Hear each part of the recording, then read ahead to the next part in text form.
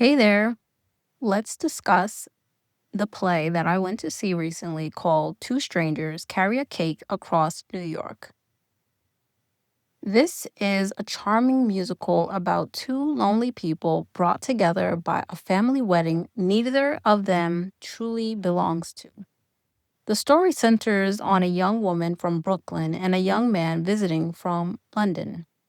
Although they come from very different backgrounds, they share something important. Both long for relationships with family members who have kept them at a distance.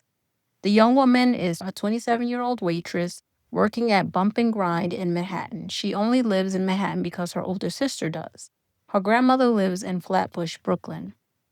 Ironically, she isn't even invited to her sister's wedding, yet she is expected to help with the preparations for running errands, including picking up the wedding cake and shopping for stockings. The young man has traveled all the way from the United Kingdom, excited to attend his father's wedding. However, his father barely has a relationship with him and never actually invited him. Instead, it was the much younger bride to be who extended the invitation. Throughout the show, he remains hopeful that this trip will finally repair his relationship with his father. The musical is full of jokes about New York City, tourist culture, and famous movies set in Manhattan, including Home Alone 2. The young man has built his entire image of New York from movies, so he arrives wide eyed and full of excitement, eager to see landmarks like the Statue of Liberty.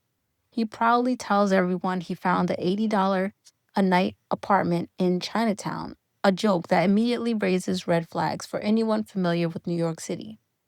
His childlike enthusiasm contrasts sharply with the young woman's outlook. She has become weary, practical, and somewhat jaded by life in New York.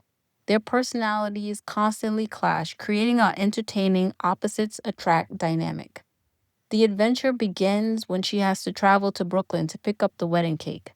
The tourist insists on coming along, turning an ordinary errand into an unexpected journey across the city. It reminds me of a buddy comedy like Rush Hour, except instead of an American and a Chinese detective, it's an enthusiastic British tourist and a skeptical New Yorker riding the subway together.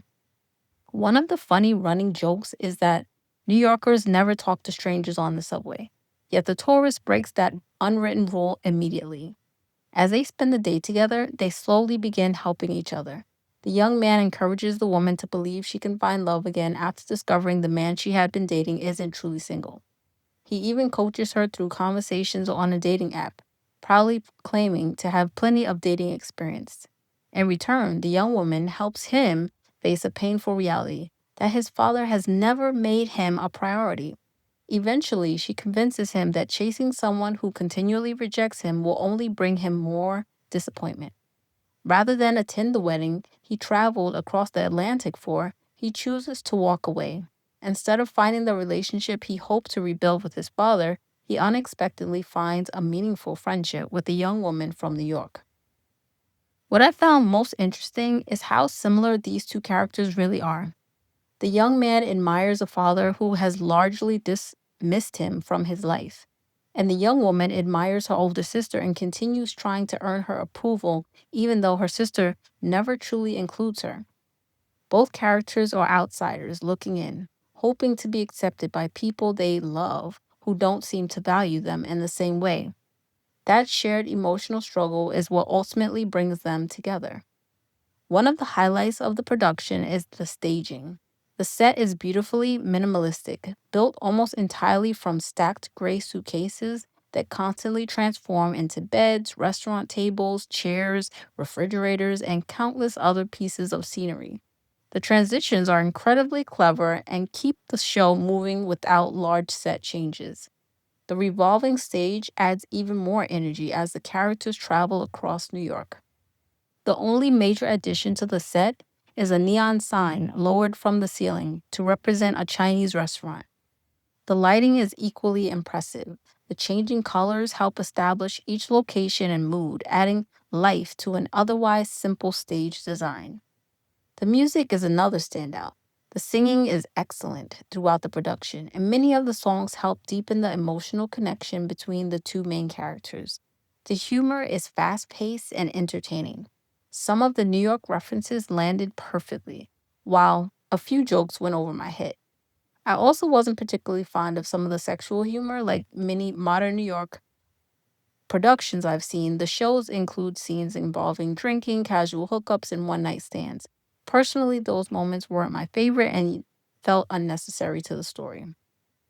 Overall, Two Strangers Carry a Cake Across New York is a heartfelt musical about loneliness, family disappointment, and unexpected friendship. Beneath the comedy and tourist jokes is a touching reminder that sometimes the people who understand us best are complete strangers. Two people carrying a wedding cake across New York end up carrying each other's emotional burdens as well, making for a funny, creative, and surprisingly moving theatrical experience.